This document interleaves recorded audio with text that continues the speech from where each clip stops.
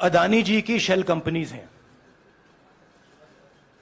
अदानी जी की shell companies हैं, उसमें 20,000 करोड़ रुपया किसी ने इन्वेस्ट किया। अदानी जी का पैसा नहीं है, अदानी जी का इंफ्रास्ट्रक्चर बिजनेस है, पैसा किसी और का है। सवाल यह है, ये जो 20,000 करोड़ रुपए हैं, ये किसके हैं? यह सवाल मैंने पूछा। मैंने पार्लियामेंट हाउस में प्रूफ देके, जो मीडिया रिपोर्ट से मैंने निकाला, अदानी जी और नरेंद्र मोदी जी के रिश्ते के बारे में डिटेल में बोला। रिश्ता नया नहीं है, रिश्ता पुराना है। जब नरेंद्र मोदी जी गुजरात के सीएम बने थे, तब से रिश्ता है, और उसके बहुत सारे पब्लिक प्रूफ्स हैं।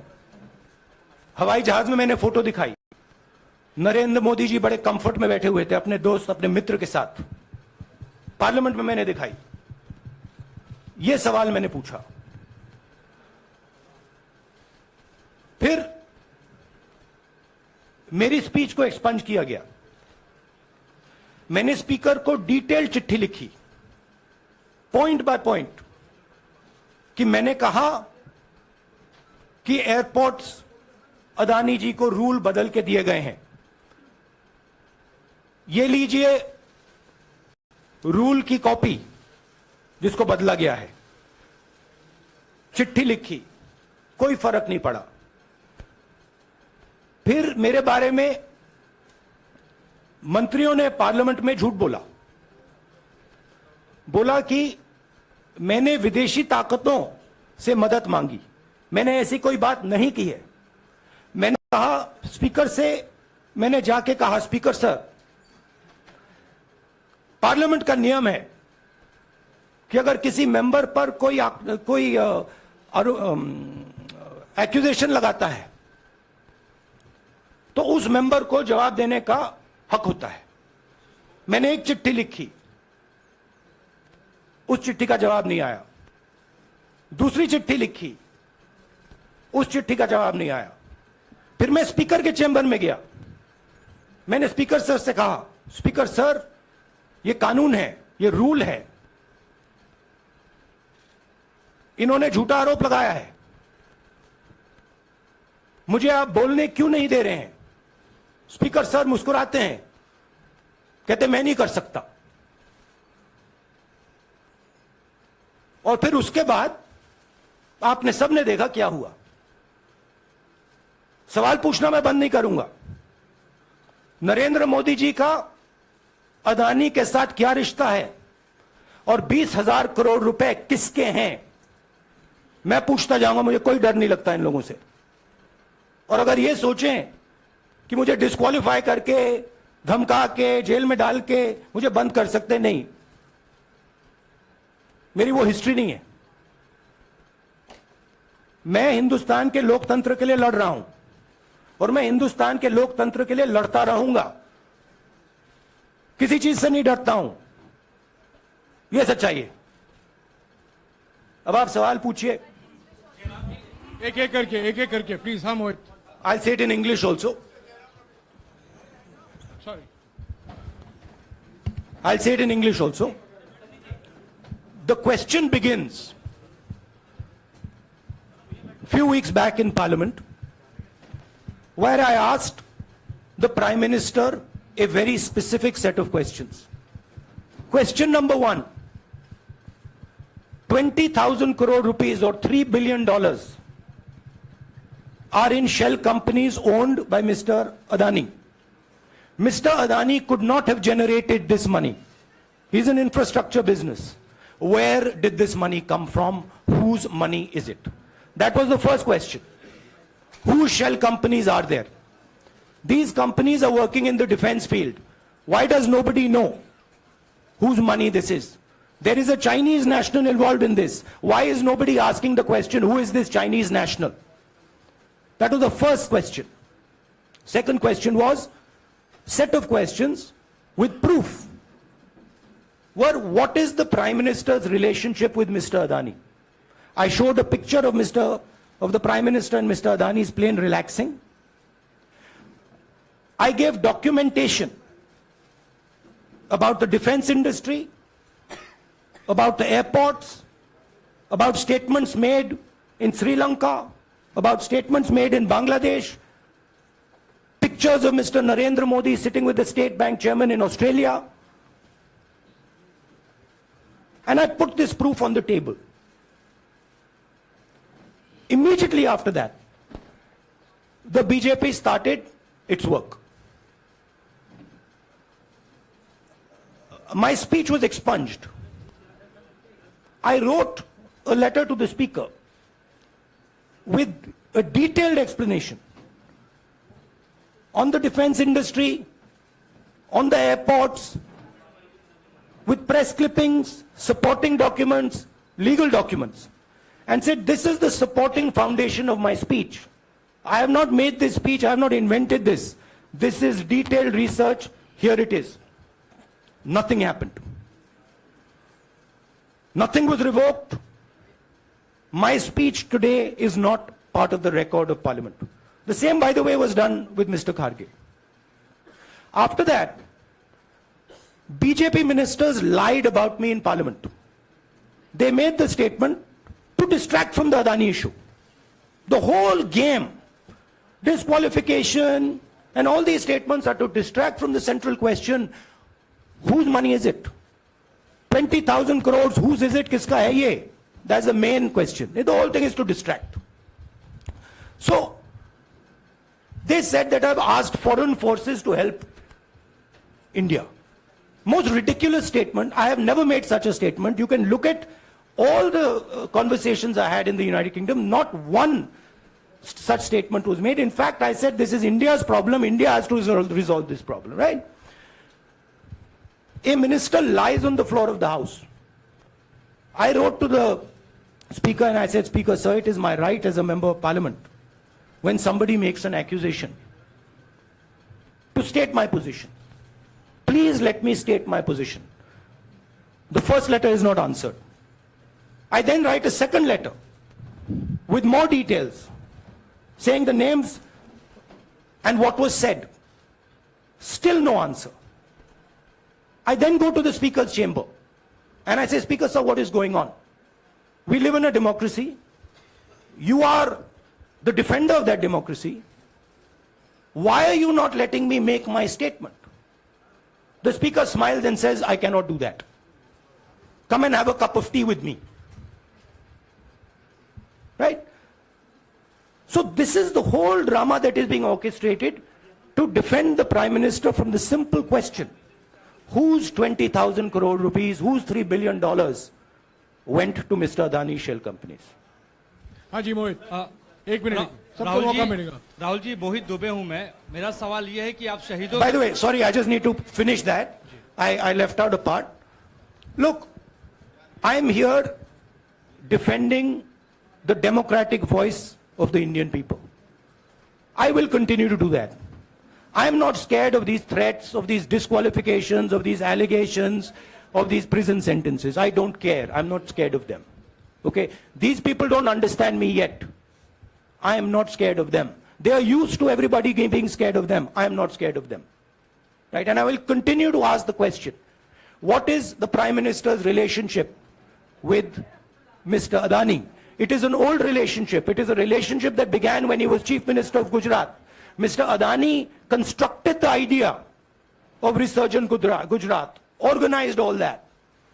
This is a partnership. It's a close partnership. I'm going to keep asking that question. Rahul ji, मैं मोहित दुबे हूं. मेरा सवाल यह है कि आप शहीदों के परिवार से आते हैं. आपकी दादी भी डिस्क्वालीफाई हुई, जनता के बीच गई, आप सत्ता में वापस आए. आज के दौर में राहुल गांधी भी डिस्क्वालीफाई हो गए हैं क्योंकि तमाम आपने इश्यूज को उठाया, चीन के इश्यूज को उठाया. क्या राहुल गांधी भी जनता के बीच में जाएंगे और वही वापसी फिर से करेंगे?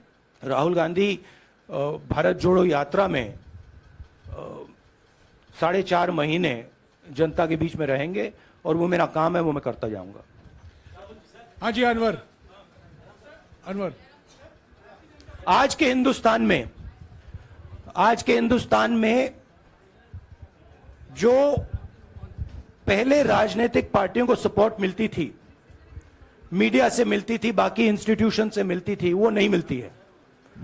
तो ऑपोजिशन की पार्टीज को एक ही रास्ता है, जनता के बीच में जाने का। हाँ जी अनवर। सर, भारतीय जनता पार्टी ने आप पर ओबीसी समुदाय के अपमान का आरोप लगाया है, इस पर आप क्या जवाब देना चाहेंगे भारतीय जनता पार्टी को? मैं पिछले भारत जोड़ो यात्रा में, आप मेरी कोई भी स्पीच देख लीजिए, मैं वहां कह रहा हूं सब समाज एक हैं, सबको एक साथ चलना चाहिए, भाईचारा होना चाहिए, नफरत नहीं होनी चाहिए, हिंसा नहीं होनी चाहिए। तो मेरी पोजीशन बिल्कुल क्लियर है। ये ओबीसी का मामला नहीं है, ये नरेंद्र मोदी जी और अदानी जी के रिश्ते का मामला है। 20,000 करोड़ रुपए जो अदानी जी को पता नहीं कहां से मिले, उसके बारे में मैं सवाल पूछ रहा हूं और उसका जवाब चाहिए। बीजेपी ध्यान को भड़काने की कोशिश करती है, कभी ओबीसी की बात करेगी, कभी विदेश की बात करेगी, कभी कुछ और बात करेगी, कभी डिस्क्वालिफिकेशन की बात करेगी, मगर सवाल यही है 20,000 करोड़ रुपए, $3 बिलियन किसका था? संजय मिश्रा। और वो अदानी का पैसा नहीं हो सकता। संजय मिश्रा।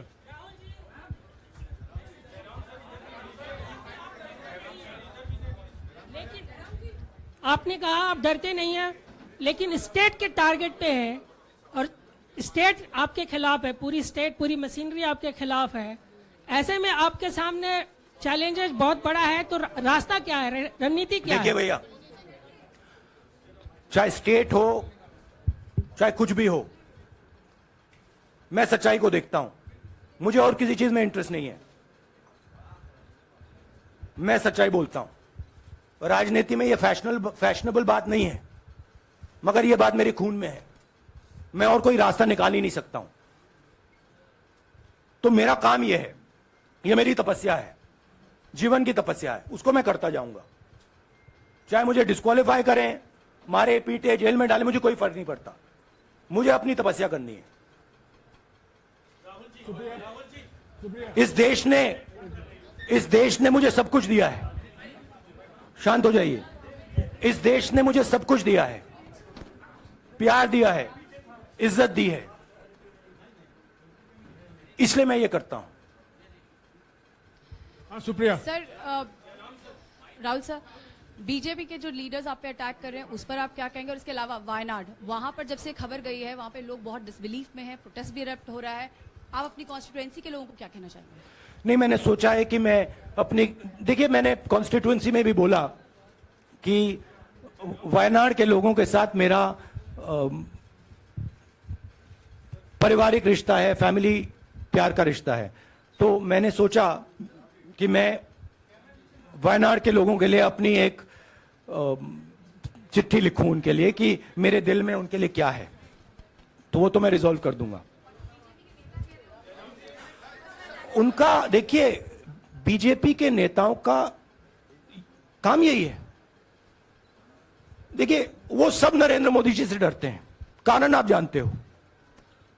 नरेंद्र मोदी जी ने कहा कि देखिए ध्यान हटाना है, वो सब जानते हैं अदानी जी और नरेंद्र मोदी जी का रिश्ता, सारे के सारे जानते हैं क्या रिश्ता है, सब जानते हैं, मगर डरते हैं। तो अगर नरेंद्र मोदी जी ने उनसे कहा कि भैया ध्यान उधर करो, ध्यान उधर करेंगे। मगर सवाल यही है 20,000 करोड़ रुपए किसका है? हाँ जैनेंद्र। जैनेंद्र। राहुल जी पूरी कांग्रेस पार्टी, सर पूरी कांग्रेस पार्टी ये कह रही है कि आप चाहे वो गुजरात की कोर्ट ने आपको सजा सुनाई या आपका निलंबन हुआ, ये सब कुछ केंद्र सरकार प्रधानमंत्री के इशारे पर हो रहा है। लेकिन बीजेपी कह रही है कि कानून ने अपना काम किया है। तो जो ये दलील है कि कानून ने आपको सजा दी है और उसी की वजह से आपका निलंबन भी हुआ है, इस पर आप क्या कहेंगे? देखिए लीगल मैटर है, पर ये हुआ है। लीगल मैटर है। मैं हिंदुस्तान के लीगल सिस्टम को रिस्पेक्ट करता हूं। मैं लीगल मैटर पे इस प्रेस कॉन्फ्रेंस में बात नहीं करना चाहता हूं। हाँ संजीव। अगर आपके लीगल सवाल होंगे तो आप हमारी लीगल टीम से पूछ लीजिए। संजीव 1 मिनट। संजीव।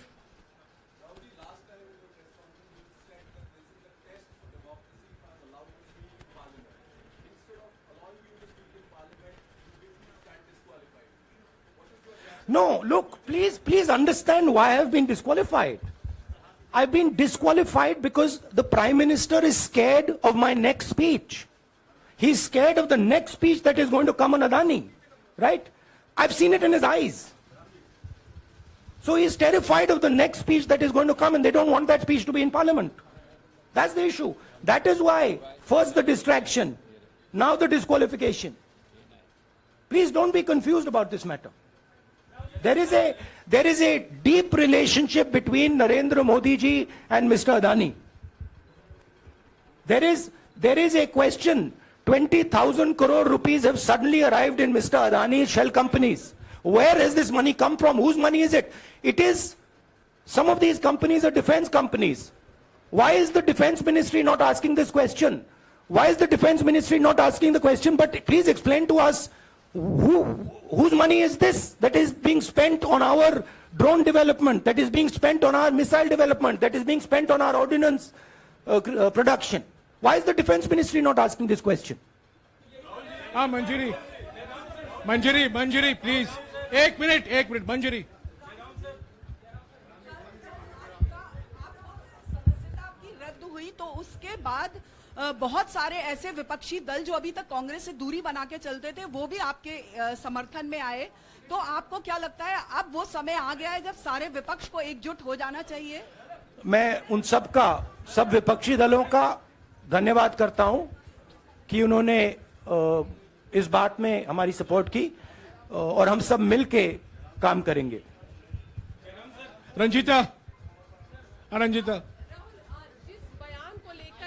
जिस बयान को लेकर आपको ये सजा सुनाई गई है, क्या आपको लगता है, आपको अफसोस है उस बयान को लेकर? क्या कहेंगे उस बयान पर? अब देखिए, अब ये लीगल डिस्कशन है, उस पे मैं टिप्पणी नहीं करना चाहता हूं क्योंकि ये कोर्ट में मामला है।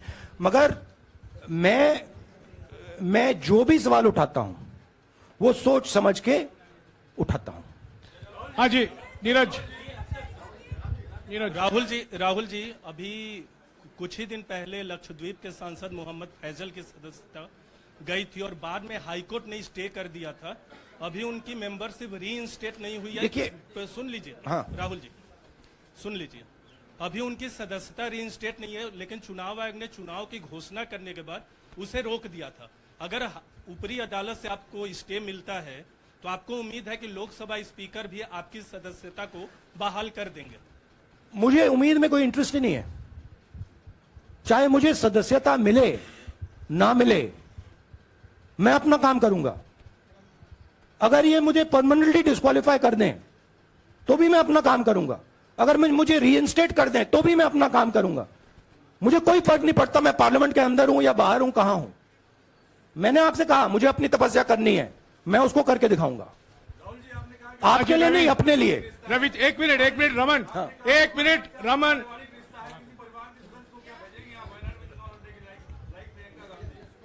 It is not up to me, it is up to Congress president कौन जाएंगे। राहुल जी मेरा सवाल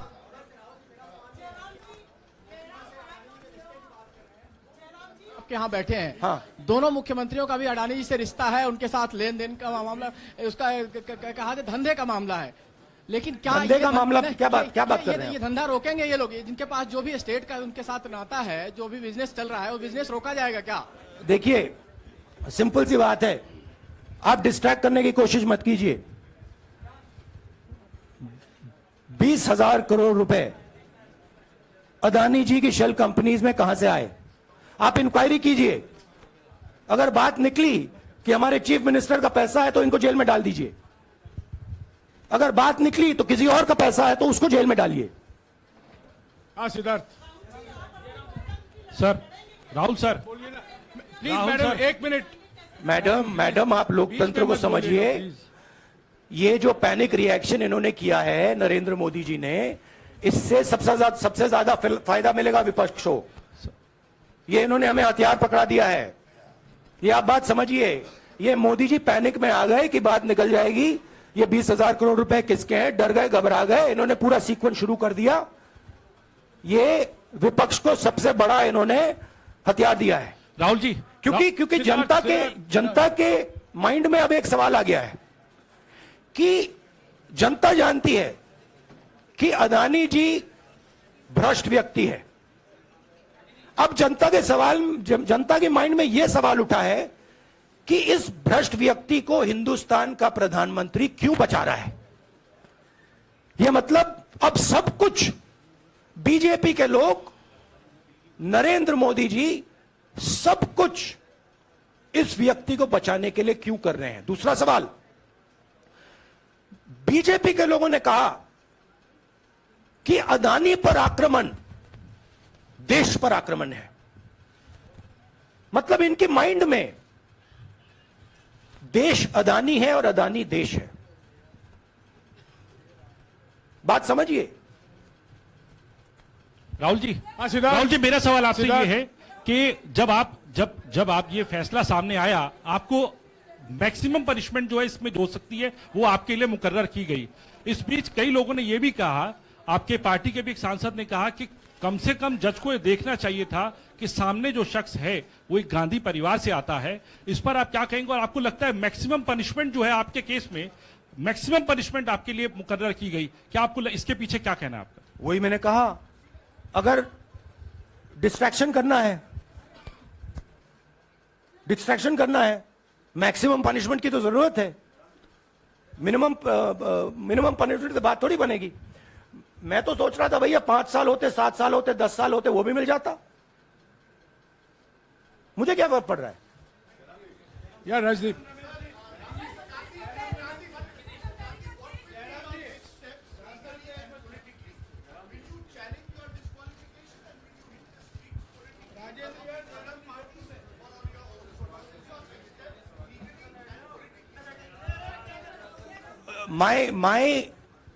I have only one step, and that step is to fight for the truth in this country and to defend the democratic nature of this country that is under brute. Please let me finish, Rajdeep, unless you want to answer it for me. You do that also sometimes. Yeah.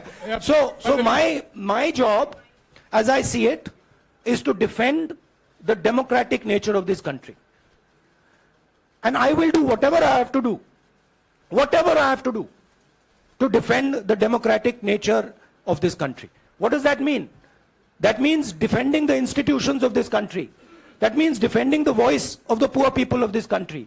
That means telling the people of this country the truth about people like Mr. Adani, who are basically exploiting the relationship they have with the Prime Minister. yeah, Pallavi, please 1 second. Let's go. Look, see, these are legal matters. It makes me no difference.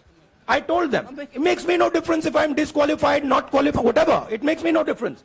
Disqualify me for life. Put me inside jail.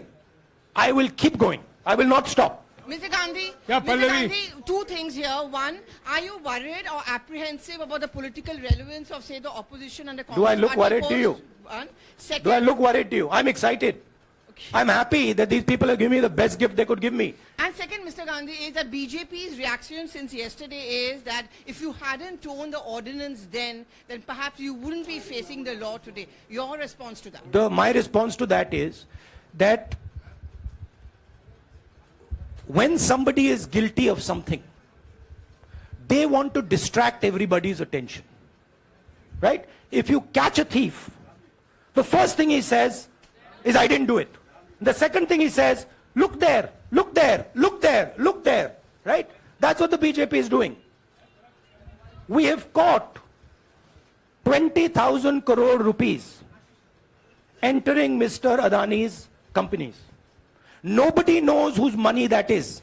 That money cannot be Mr. Adani's money. He does not generate this type of money. So that money has come from someone. All this, OBC, disqualification, anti-national, all this is to distract from the panic that the Prime Minister is feeling. That his relationship with Mr. Adani is going to be exposed. Let me tell you, that relationship is going to be exposed. Nobody is going to stop that. It is going to happen. Because the opposition is going to press this thing until we find the answer. हाँ रवि, सिसोदिया जी को दे दो. राहुल जी जो judgement आया उसको लेकर BJP ने उसको किया है कि आपने ओबीसी का अपमान किया, पूरे देश में प्रेस कॉन्फ्रेंस करने की तैयारी कर रहे हैं कि आपने ओबीसी का अपमान किया था। भैया देखिए, पहला आपका अटेम्प्ट वहां से आया, दूसरा आपका अटेम्प्ट यहां से आया, तीसरा आपका अटेम्प्ट यहां से आया। आप इतनी डायरेक्टली बीजेपी के लिए क्यों काम कर रहे हो? थोड़ी डिस्कशन से करो यार, थोड़ा घूम घाम के पूछो। क्या आपको ऑर्डर दिया है क्या? देखो मुस्कुरा रहे हैं। घूम घाम, मैं आपको उदाहरण देता हूं, आप थोड़ा घूम घाम के निकाल नुकुल के बोलो। देखो ऐसे बोलो पहले, राहुल जी, हाँ तो please if you want to work for the BJP, then bring a BJP flag symbol here and put it on your chest. Then I'll answer you the same way I answer them. Don't pretend to be a press man. Vikrant, Rahul ji, हवा निकल गई। Rahul ji, BJP के लोग बार बार ये बात कहते हैं कि आपने जब विदेश में जाके भाषण दिया तो उन्होंने कहा माफी मांग लेते। अभी कहा कि कोर्ट में आपसे कहा गया माफी मांग लेते। तो जब ये लोग कहते हैं राहुल गांधी माफी मांग लेते, तो राहुल गांधी क्या सोचते हैं? राहुल गांधी सोचता है मेरा नाम सावरकर नहीं है, मेरा नाम गांधी है। गांधी किसी से माफी नहीं मांगता। और मैंने कहा पार्लियामेंट हाउस में, कहा कि भैया मुझे बोलने दीजिए ना, एक बार तो बोलने दीजिए। 2 बार चिट्ठी लिखी, तीसरी बार मैं पर्सनली स्पीकर से जाके कहता हूं, स्पीकर सर प्लीज, आप डेमोक्रेसी के लोकतंत्र के आप प्रोटेक्टर हैं, मुझे बोलने दीजिए। मुस्कुरा के कहते हैं भैया मैं तो नहीं कर सकता। आप नहीं कर सकते तो कौन कर सकता है? शायद मुझे जाके मोदी जी से पूछना पड़े, वो तो करने नहीं देंगे। तो मेरा जो पॉइंट है, इस देश में लोकतंत्र खत्म हो गया है। इस देश के लोग जो इनके दिल में है, हमारे दिल में है, बोल नहीं सकते हैं। इस देश के इंस्टीट्यूशन पर आक्रमण हो रहा है। और उस आक्रमण का मैकेनिज्म क्या है? उस आक्रमण का मैकेनिज्म नरेंद्र मोदी जी और अदानी जी का रिश्ता है, वो फाउंडेशन है। मैं नरेंद्र मोदी जी पर सवाल नहीं पूछ रहा हूं, मैं अदानी जी पर सवाल पूछ रहा हूं। बीजेपी अदानी जी को क्यों प्रोटेक्ट कर रही है? आप नरेंद्र मोदी जी को प्रोटेक्ट कीजिए। मैं अदानी जी पे पूछ रहा हूं, आप अदानी जी को क्यों प्रोटेक्ट कर रहे हो? आप इसलिए अदानी जी को प्रोटेक्ट कर रहे हो क्योंकि आप ही अदानी हो। Thank you.